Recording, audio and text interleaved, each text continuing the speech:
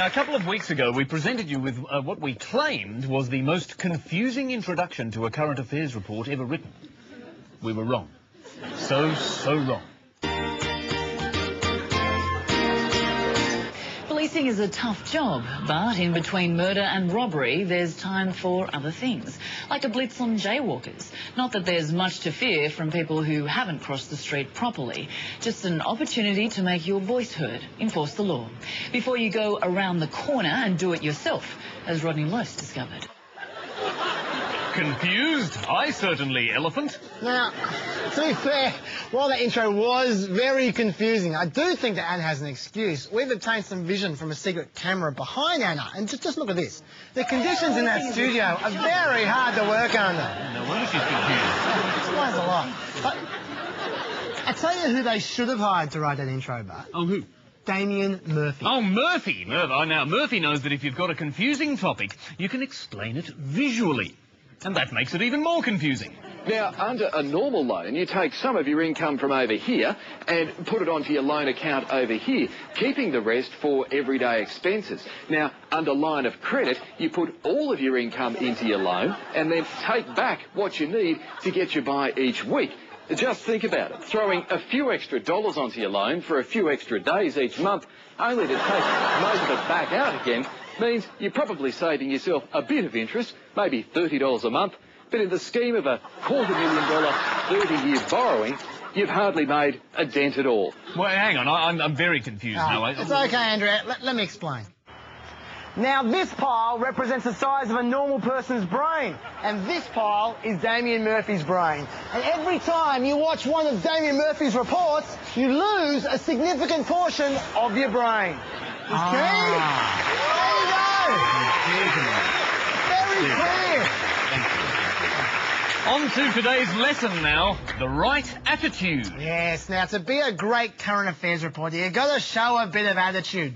Reporter Brady Halls, for example, has no attitude. Now, poor little Brady. He was told he had to do a story about a town where they found asbestos.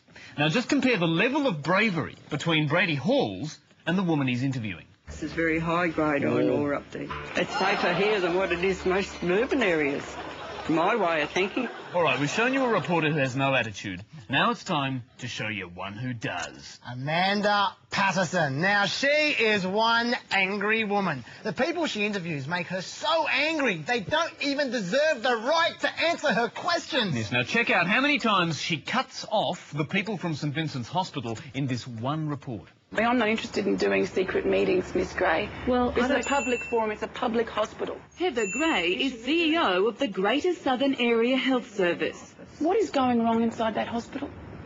Why are these babies dying? Is there something that you don't want them to hear? No, but I think the cover-ups have affected every single one of these people. Don't they have the right to listen to what you have to say? Would your behaviour be different if the cameras weren't rolling? Dr McGurr and his PR man didn't want to know. A doctor on duty said to their mother that she should just let them perish and die. Thank you. That doctor, these mums and dads had questions and they wanted answers. Well, they won't be getting answers if Amanda Patterson's the reporter. No, but not all reports are about confrontation. Some reports, for instance, are about sick kids, and they require a sensitive, sympathetic attitude. Yes, right. This boy has an awful illness, which makes him black out, and he falls over literally every few minutes. It's a terrible disorder, which is why it was so heartwarming to see Today Tonight choose such poignant music to accompany the boy's story.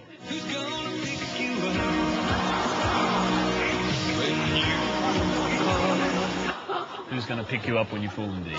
Although, to be fair, that reporter did run music over himself as well. Evens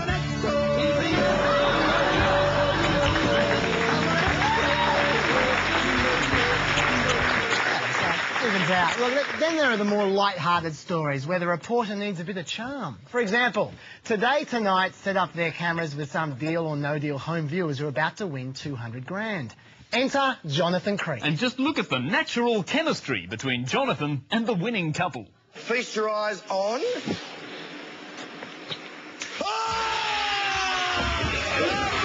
Mate! Hold on, you've got $200,000.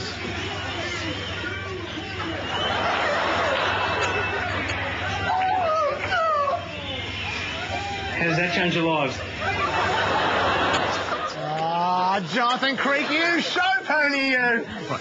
Now, finally, there are political reports. Now, politicians are wily snakes, and you've got to confront them head-on with the most hard-nosed attitude you can muster. Yeah, and it pays off, because the relentless Ben Fordham didn't let up until he got the biggest scoop in Australian political history.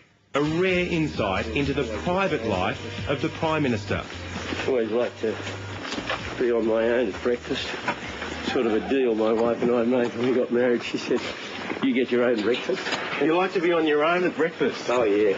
Why is that? Oh, I say you can read the papers and think about the day. I don't really like... and I'm very much a loner at breakfast. And Jeanette said, you get your own breakfast. And you get your own breakfast? Oh, yeah, of course, always have. Why wouldn't I? I mean, you don't get somebody else to get your breakfast.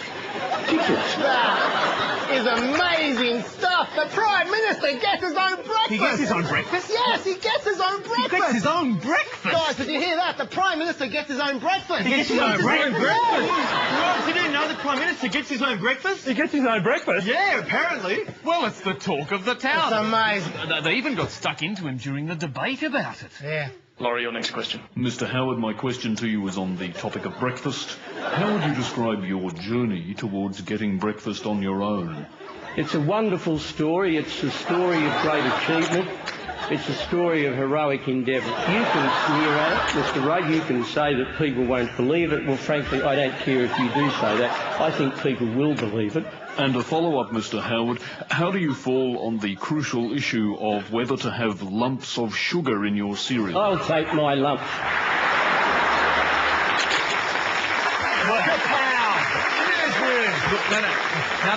It was a huge scoop from Fordham, I admit, but I don't like the way he went about getting it. That was a savage, underhanded ambush of Howard. That was a disgrace. It was a disgrace, and there is only one way to deal with someone who behaves like that. To confront them in the cut-them-off style of Amanda Patterson.